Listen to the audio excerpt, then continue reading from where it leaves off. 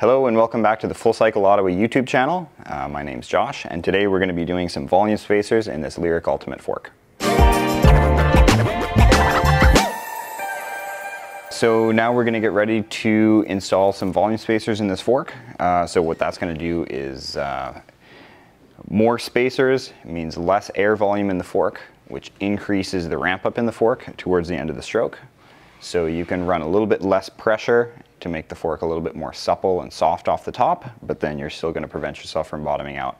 And vice versa, if you were to remove volume spacers, you get a bigger air volume in the fork and you could run a higher pressure to make the fork a little firmer up off the top. All right, so let's dive right in. So first step, as always, is going to be to remove the air cap and release the pressure. So you're going to spin that free and then release the pressure.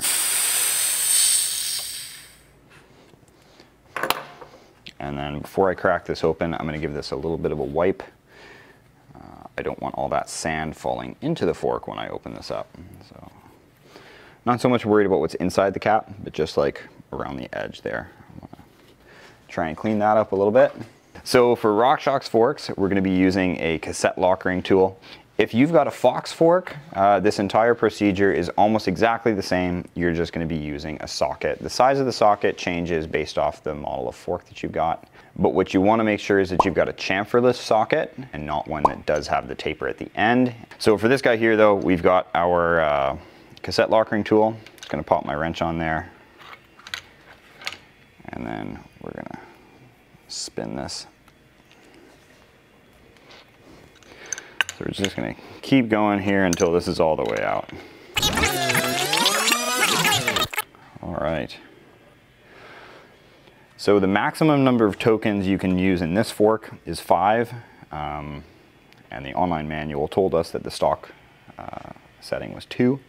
All right, so I've got 3 spare volume spacers here for a maximum of 5. We could do all 5, but today we're just going to do one extra one.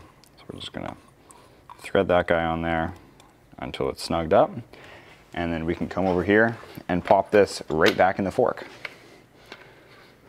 Okay, so we're just going to continue threading this guy on as much as we can by hand and then switch back to the wrench.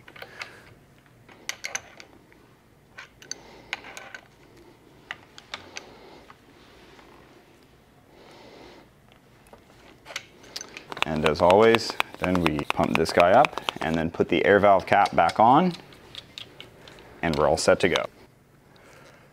All right, and there you have it. We've just added some volume spacers to this fork, and we're ready to go test that out on the trails and see if that's going to do the trick for us.